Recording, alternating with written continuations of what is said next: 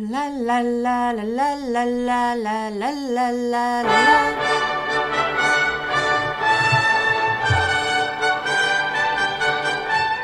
Chouette.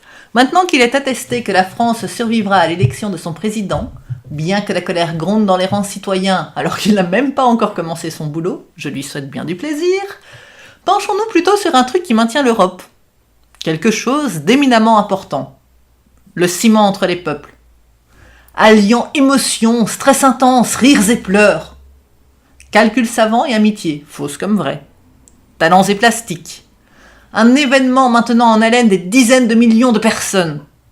C'est bien entendu de l'Eurovision que je parle. Perso, à part l'année dernière où c'était Petra et Mans qui présentaient le show et leur inénarrable chanson Love Love Peace Peace, je ne suis absolument pas fan. À la limite, comme vivier sociologique. Mais attendu que les votes sont avant tout géopolitiques et qu'au final tous les pays participants ont peur de gagner, parce que gagner signifie organiser la prochaine édition, je laisse à d'autres le soin de visionner tout cela. Même le côté kitschissime ne suffit pas à ce que je la regarde.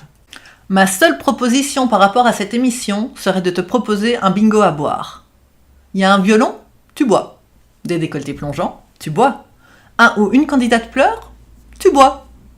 Un instrument inconnu apparaît sur scène, tu bois.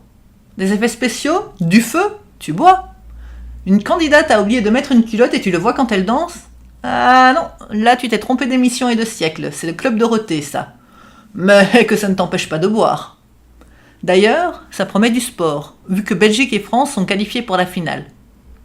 J'imagine assez bien les discussions autour de la machine à café être aussi déchirantes que celles à propos de l'élection présidentielle de la semaine dernière, ou pire, sujet à débat plus terrible que les chaussettes dans les sandales, pour ou contre.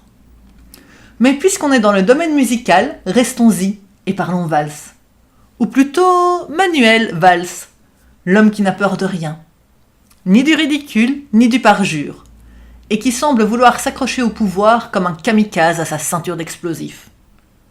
Si Marche Arrière n'a pas accepté sa candidature au mouvement, opportunément, ils ne lui opposeront pas de candidat.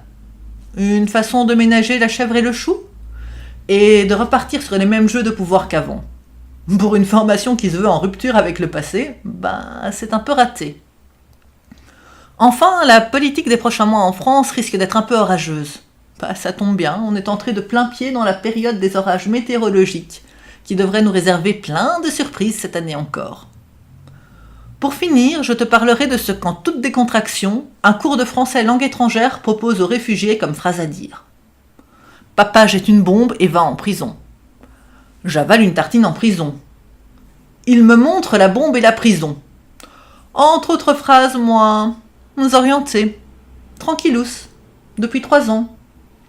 Ce qui devait être une blague de potache pas très drôle ni très intelligente du reste, a déclenché une bombe dans le milieu des Français langue étrangère.